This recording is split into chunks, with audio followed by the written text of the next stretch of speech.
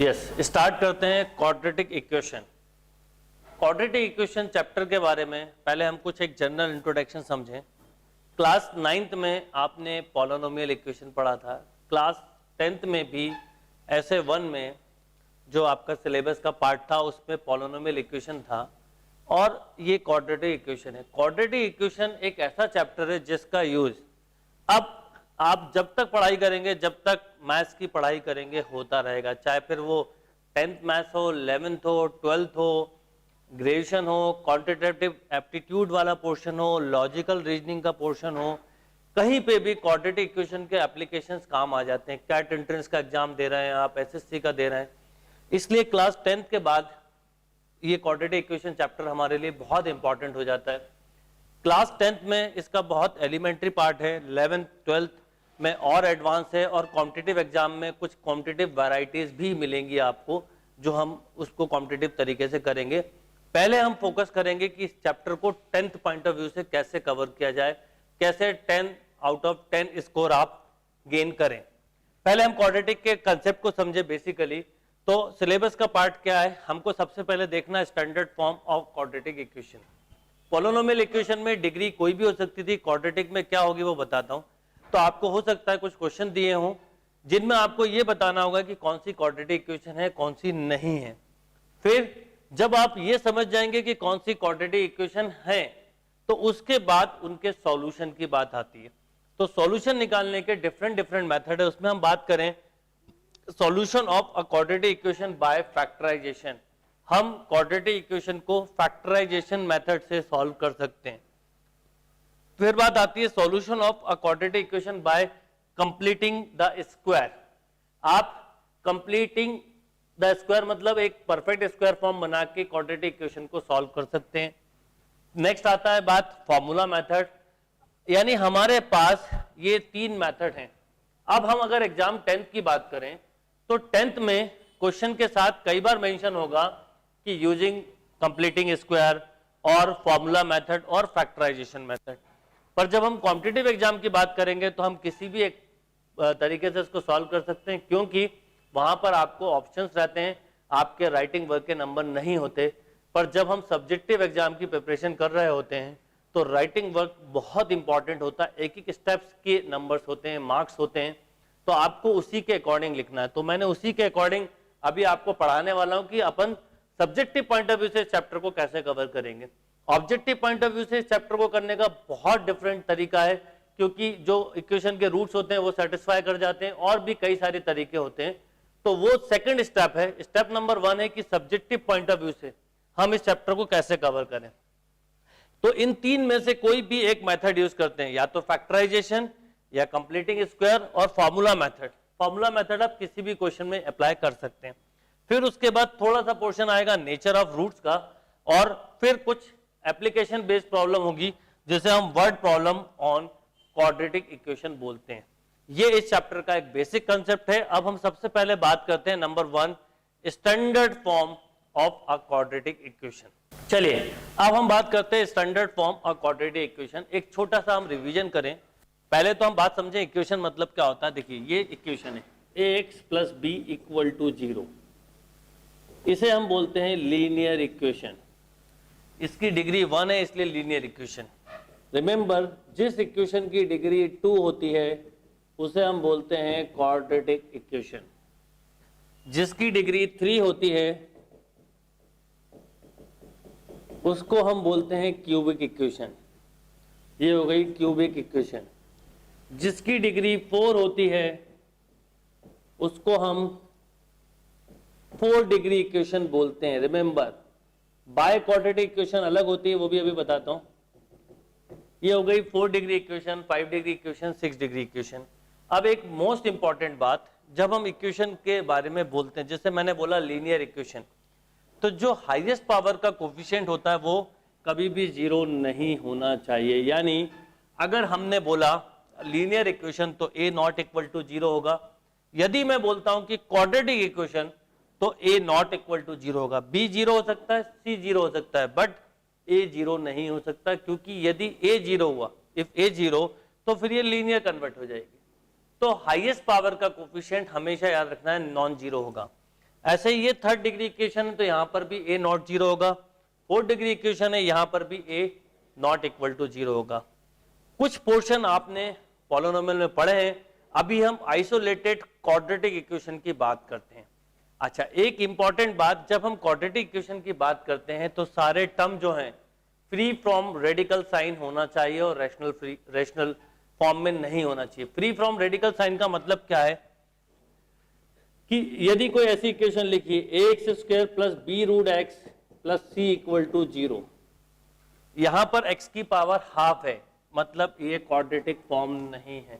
मान लीजिए ऐसी इक्वेशन लिखी ax square plus b by x equal to c, ये फ्रैक्शन फॉर्म है, यहां पर अपॉन में x आ रहा है, आप जब एलसीएम लेंगे तो ये क्यूब हो जाएगा, तो अगेन ये भी क्वाड्रेटिक इक्वेशन नहीं है। तो क्वाड्रेटिक इक्वेशन के समय हमें यह ध्यान रखना है कि x की डिग्री हाईएस्ट 2 होगी, 1 होगी और 0 होगी, कोई भी पावर फ्रैक्शन में नहीं होगी, और हाईएस्ट पावर मतलब 2 पावर का टर्म हमेशा नॉन जीरो होगा। तो जो चीजें हमने पॉलिनोमियल में पढ़ी थी उसको हम देखते हैं। अच्छा, इस इक्वेशन को सॉल्व करना मतलब इसके रूट्स निकालना, जिसको पॉलिनोमियल में हम जीरोस बोलते थे, यहां पर हम उसका वर्ड रूट्स बोलेंगे और कोई चेंज नहीं है। इसका बेसिक आप ऑलरेडी पढ़ चुके हो, अब हम इसके बेसिक को एक बार फिर से रिवाइज करते हुए इसका एडवांस पोर्शन कवर करते हैं और आप फुल मार्क्स कैसे स्कोर करें अब इस पे हम अब डिस्कशन चालू करते हैं। तो चलिए, सबसे पहले मैं कुछ इक्वेशन लिख रहा हूं, इसमें आप चेक करके बताइए कौन सी क्वाड्रेटिक इक्वेशन है कौन सी नहीं है। For example 4x square minus 5 equal to 0, yes और नो? यस, अपन राइट टिक करते चलेंगे। 7x cube plus 5x plus 1 equal to 0, yes और no? No. Why no? Degree 3 है। Next, ax square plus b by x plus c equal to 0, yes और no? No, degree 3 हो जाएगी।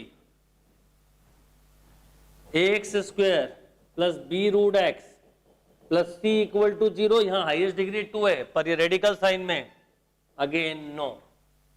Clear है बात?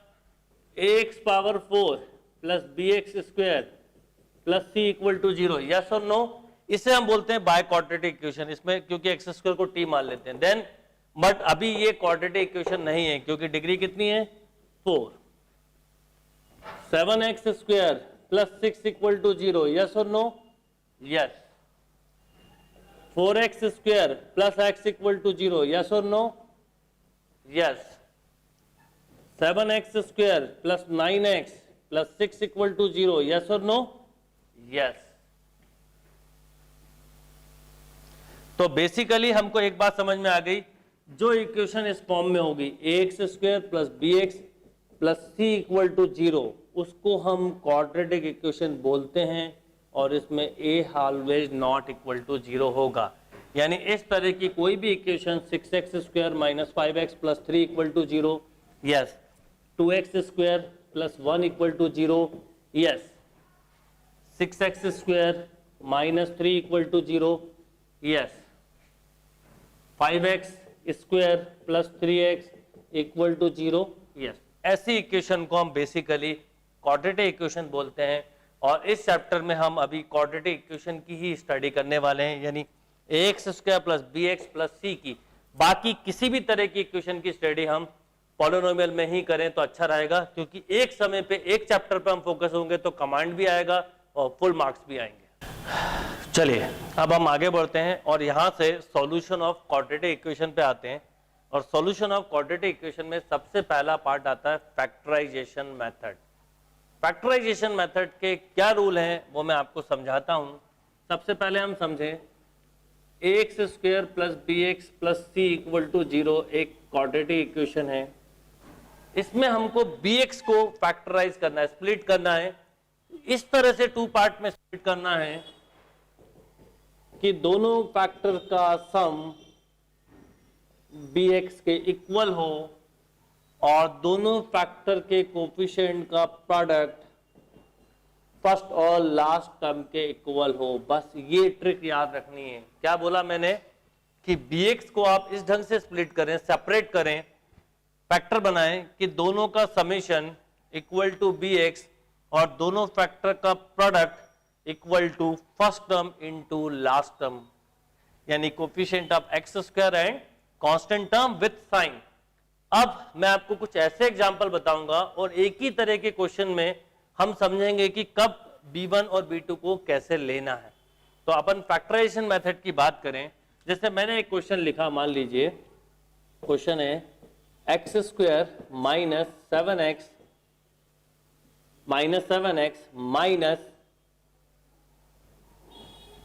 Minus 8 equal to 0। क्या question है?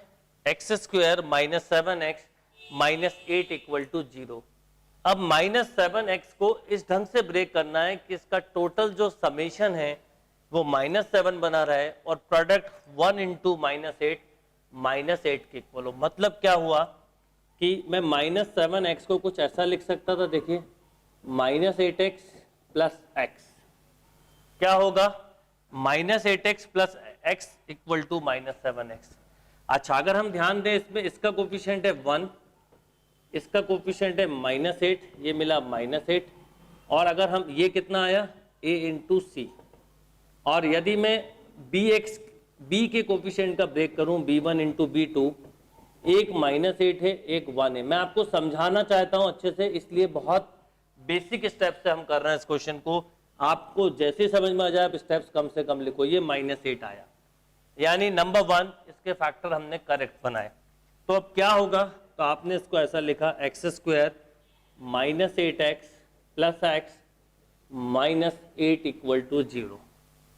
क्या करेंगे आप, x कॉमन लेंगे तो x माइनस 8, 1 कॉमन लिया, x माइनस 8 इक्वल टू 0। दोनों में x माइनस 8 कॉमन है, x माइनस 8 मैंने कॉमन लिया तो ये मिला यहाँ से x, यहाँ से प्लस का 1। अब एक बात आप बताइए लॉजिकली कि दो फैक्टर का प्रोडक्ट 0 कब होगा। जैसे मैं बोलूं कि इफ AB इक्वल टू 0, तो टू फैक्टर्स का प्रोडक्ट 0 कब हो सकता है, जब एटलीस्ट वन फैक्टर 0 हो। मतलब इसका ये हुआ इधर A इक्वल टू 0 और B इक्वल टू 0 और बोथ 0 हो तो भी चलेगा। तो सेम थिंग कि यहां पर x माइनस 8 0 होगा और x प्लस 1 0 होगा। इसका मतलब ये हुआ कि x इक्वल टू या तो 8 होगा या x इक्वल टू क्या होगा, -1। अब आप जब क्वेश्चन सॉल्व कर लें तो लास्ट में आंसर की नहीं देखना है। ये इक्वेशन के रूट्स हैं, हमारे कॉन्फिडेंस के लिए, कंसेप्ट के लिए हम इन्हीं रूट्स को इक्वेशन में पुट करके देखें। यदि ये रूट इक्वेशन को सेटिस्फाई करते हैं मींस मैंने सही सॉल्व किया है, और यदि ये रूट इक्वेशन को सेटिस्फाई नहीं करते मींस कि हमने क्वेश्चन को कहीं गलत कर दिया। तो अपन रख के देखते हैं। देखिए क्वेश्चन क्या था, X square minus 7x minus 8 equal to 0। LHS लिया, सबसे पहले -1 रखा, -1 का स्क्वायर 7 इंटू -1 -8, ये हुआ 1 माइनस माइनस प्लस 7 -8 0 आ रहा है, यानी 1 इसका रूट है। सिमिलरली x की वैल्यू मैंने 8 रखी तो 8 का स्क्वायर 64, 7 8 जा 56, -8 64 -64 0, यानी ये दोनों ही इसके रूट्स हैं। तो ये इसका एक लॉजिक हुआ। अब मैं एक क्वेश्चन ऐसा लेता हूं जिससे फैक्टराइजेशन के आपके कंसेप्ट एकदम से क्लियर हो जाएं। ये तो एक लॉजिक हुआ, तो हम फिर से एक बार रिवीजन करते हैं कि ax square plus bx plus c equal to 0 दिया हो तो फैक्टर बनाने का तरीका होगा bx को ऐसे स्प्लिट करो कि दो पार्ट का समेशन इक्वल टू bx हो, प्रोडक्ट b1 b2 का a इंटू c के इक्वल हो। Is that clear? चलिए अब कुछ क्वेश्चंस करते हैं और प्रोडक्ट फैक्टर बनाने का एक प्रॉपर लॉजिक हम समझते हैं।